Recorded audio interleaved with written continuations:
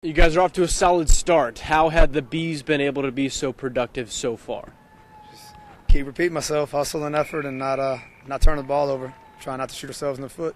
You guys, you told me at the beginning of the year, you guys went 5-5 in the regular season last year, but you guys could have been 2-8 or 8-2. How have you responded based on that kind of theory? That was just my gut coming in, watching film, that they gave themselves a chance to win every Friday night. So we're trying to just build on that, and I think having success early, to get the guys to buy in even a little more. And right now they're just flying around having fun, and we're going to try to keep it going Friday. Friday is Jefferson Forest. Will they be your guys' toughest test thus far? They appear to be on film. It's kind of hard to say. Liberty's pretty solid, I think, but I think Jefferson Forest is definitely in that category, and they're going to be real, real hard. Very well coached team. I like what I'm seeing on film, so we're going to have to show up and play our A game.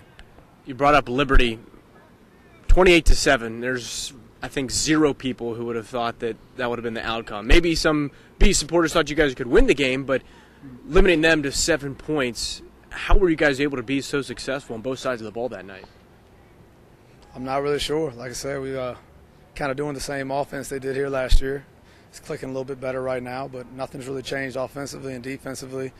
I just think the guys flew around and did their assignments real well. And, 28-7, I don't know.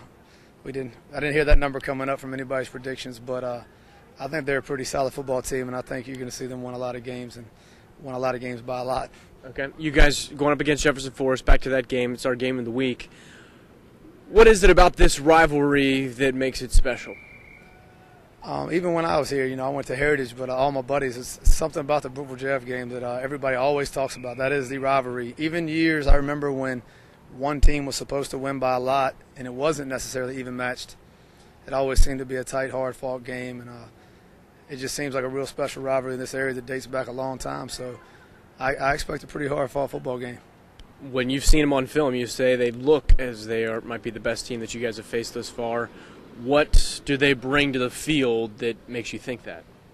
They got a handful of guys that I call home run threats. That if we do not do our assignment, they have a little tiny crease. They can take it the distance on any given play. That concerns me. Extremely well coached, very fundamentally sound, and they got a quarterback who, based on my film study, throws a very good ball. So they do have a dual threat. They can throw, they can run. I think they kind of try to lull you to sleep with a running game and then hit you deep. So they do some things real nice. And defensively, Coach Landis has been running the 3-4 for years. He's a well-known name, well-respected guy, and he has the guys flying around on D. So they're doing a lot of things right. Based on that, then what are some keys to the game for you guys in order to ensure a Brookville victory come Friday on the road? We have to keep doing what we've been doing. We have to play fundamentally sound football, not miss tackles, and not shoot ourselves in the foot on O. Our mentality on O is you're supposed to score every possession. If you punt, you didn't do your job offensively, and they're taking that kind of serious. So whether it's 3 yards in a cloud of dust game or some big home run hits, it doesn't matter. We're going to try to grind it out and hopefully hit them in the air a little bit and just mix it up, keep them guessing, and hopefully quarterback keeps making good decisions and we protect that football. But defensively, it's just a matter again of flying around, doing our assignment, not missing tackles. We can't miss tackles at open field against these guys. Daquan Myers, I saw him against Gretna in week 1, had some pretty elusive skills and some breakaway speed and bursts of speed and quick energy. Did you kind of know that coming in, and has he impressed you thus far?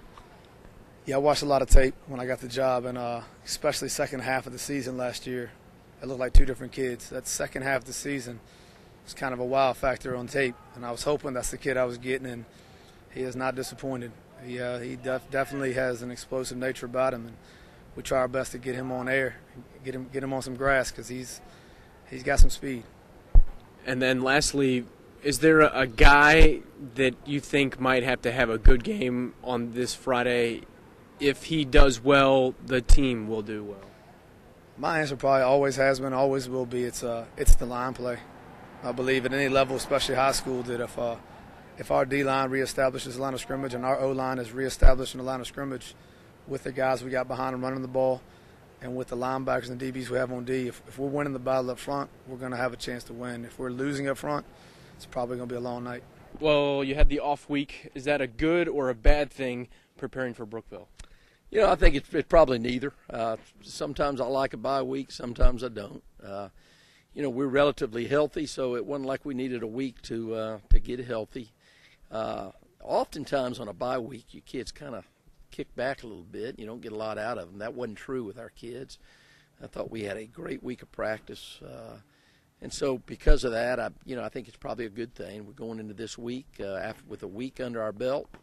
And so I think it was probably a good thing. You went to the Brookville game. They won big against some lesser competition. What do you see from them that presents a challenge to your Cavaliers? Oh, they're just a very, very good football team. They got good personnel all over the place. They got speed. They got size. They look like they're well coached. They're playing with confidence. They're a good football team. Be a big challenge for us. When you came back to the area, did you kind of have to figure things out again, so to speak, as far as which teams in the Seminole District kind of stacked up against each other? Yeah, a little bit. Yeah, it was a little bit different, and but it looks like that. Heritage is probably the best team, at least right now. It looks that way. And from talking to people, I haven't actually seen them play. Brookville certainly a very good football team. Amherst is got great talent. I know Cecil does a good job with them. Liberty, I can't figure that one out. I guess Brookville's a good team, and I think Liberty kind of got behind early and had a tough time with it. But I know Liberty's a very good football team. EC Glass, got great personnel. A quarterback, just a real tough guy to try to defend. Just a lot of good football.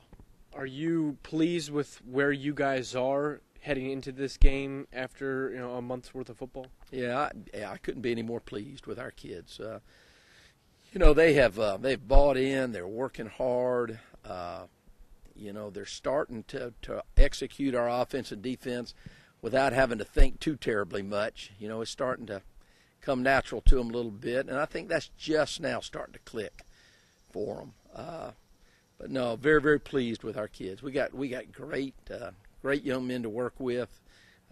They come to work every day, and just been a real pleasure to coach. Brookville versus Jefferson Forest here Friday night. It's a rivalry game. They're roughly 10 minutes apart. Does this or does it bring back the days when you were coaching here before, and how big of a rivalry was it then? Oh, yeah, huge rivalry then in the 90s. Tremendous. I remember one game. It was the 10th ball game of the year. I'm thinking it was 91. Could have been 92. But it's 10th ball game.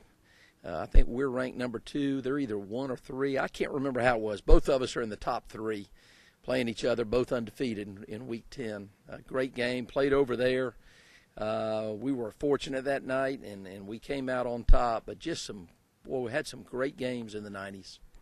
With this game on Friday night, what do you think some of the keys of the game are going to be based on everything that you've said so far? Well, I think that we have got to limit their big plays. They got some big play kids, skilled players, and I think we've got to limit that. Defensively, they swarm to the ball really well. So I think we're going to have to put together some drives. I think if we can do that somewhat consistently and keep them from too many big plays, and I think it'll be a good game. You guys, maybe one knock against you guys and probably Brookville's.